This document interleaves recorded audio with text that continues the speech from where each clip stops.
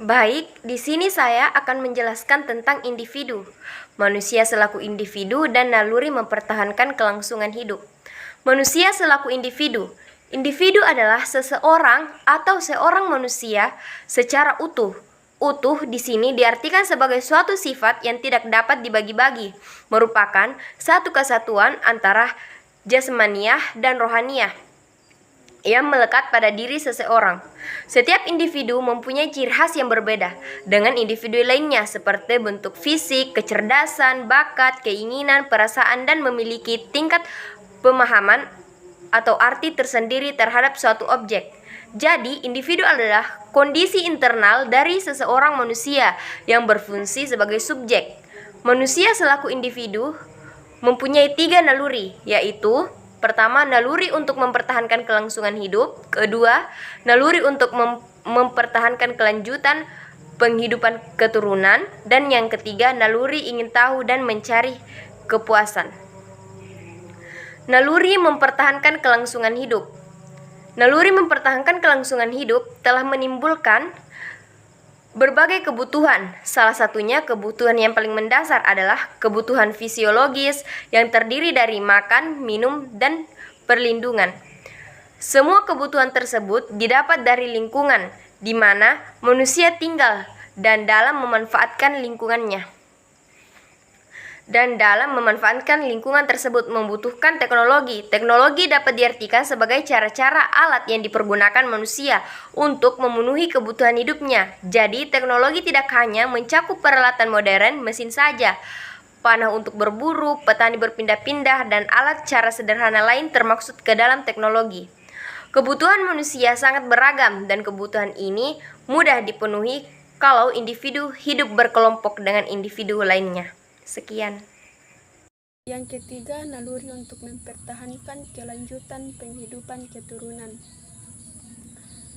Naluri untuk mempertahankan keturunan menuntut adanya kebutuhan akan rasa aman, baik dari gangguan cuaca yang tidak nyaman, binatang liar, atau manusia lain. Pakaian yang dibuat dari berbagai jenis bahan dan model disesuaikan dengan kondisi cuaca. Perumahan dengan bermacam-macam bahan dan juga bentuk pada dasarnya adalah usaha untuk memperoleh rasa aman dari berbagai gangguan.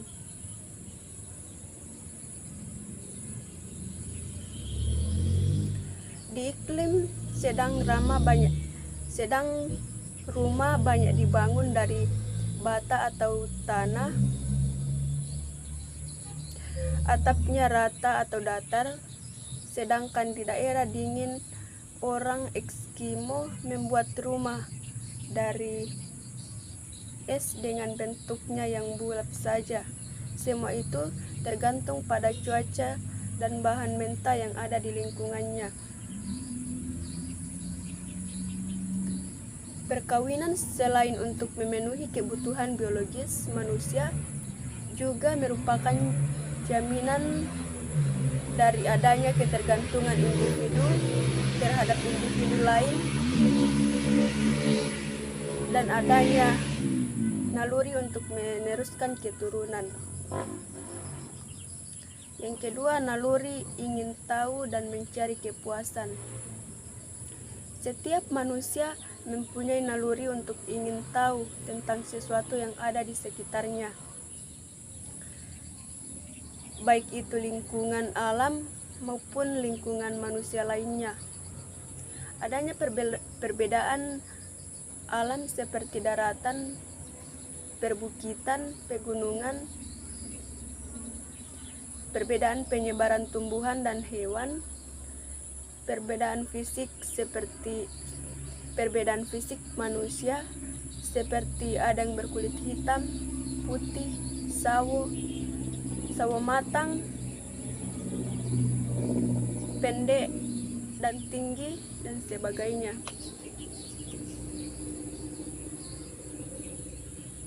Perbedaan budaya manusia seperti dalam hal cara makan, ada yang makan pakai tangan, ada yang makan pakai sendok, garpu, dan lain-lain.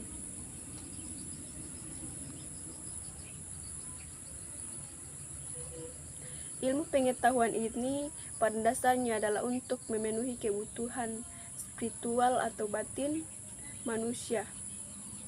Sedangkan penerapan ilmu dalam bentuk cara dan alat untuk memenuhi kebutuhan hidup manusia disebut teknologi.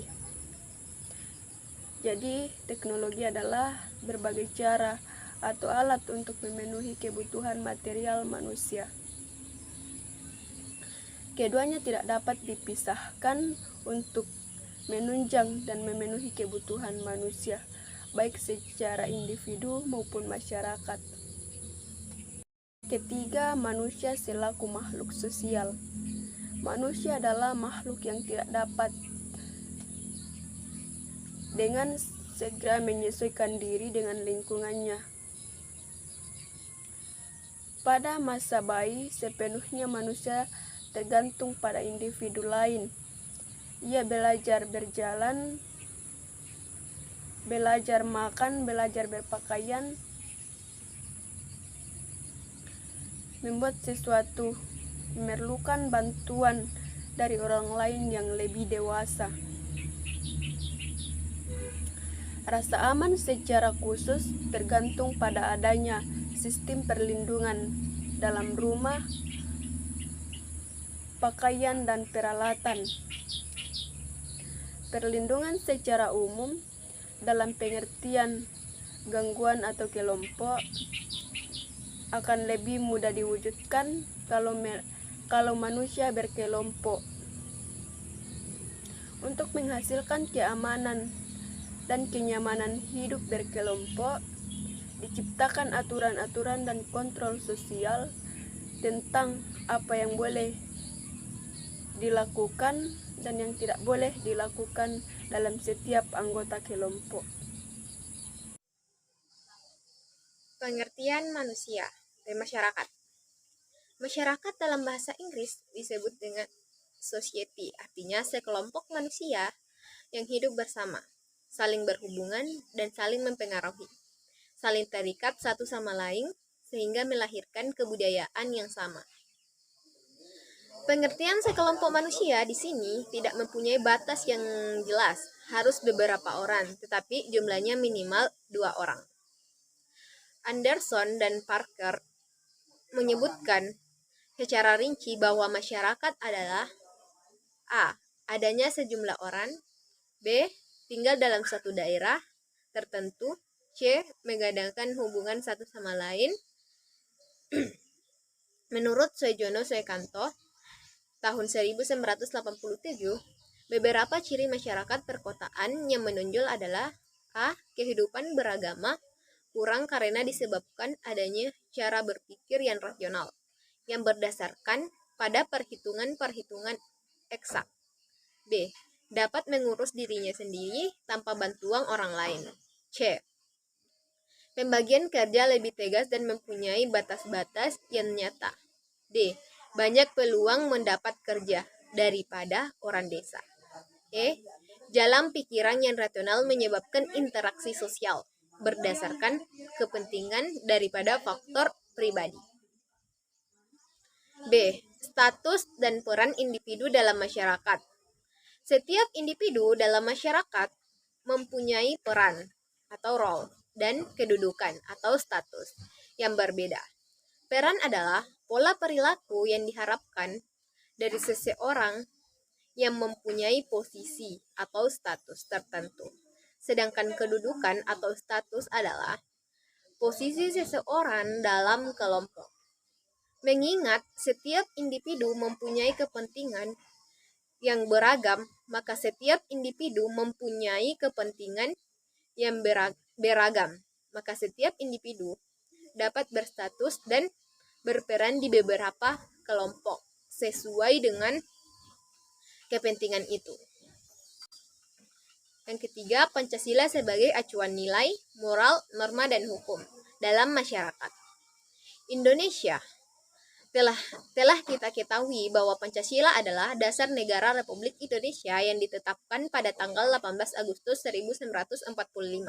Berarti tata kehidupan manusia Indonesia baik selaku individu, selaku anggota masyarakat, dan sebagai rakyat suatu negara harus mengacu nilai, norma, kaidah yang terkandung dalam Pancasila. Sekian, terima kasih. Bismillahirrahmanirrahim. Assalamualaikum warahmatullahi wabarakatuh. Perkenalkan, nama saya Amran Maulid. Pada kesempatan kali ini saya akan melanjutkan pembahasan dari teman saya sebelumnya, yaitu fungsi Pancasila bagi kehidupan bangsa Indonesia. Pancasila sebagai sikap dan perilaku. Setiap individu, mengingat individu adalah anggota masyarakat dan negara. Maka kesejahteraan, keutuhan, dan keamanan masyarakat dan negara diawali dari sikap dan perilaku individu tersebut. Kalau etika dan moral dipahami dan dipatuhi dan dilaksanakan oleh setiap individu, maka tujuan hidup masyarakat dan bernegara pun dapat dengan mudah dicapai. Kualitas masyarakat dan negara tentunya pula dilihat dari kualitas individu tersebut. Semakin baik kualitas individu, maka semakin baik pula kualitas masyarakat dan negara tersebut.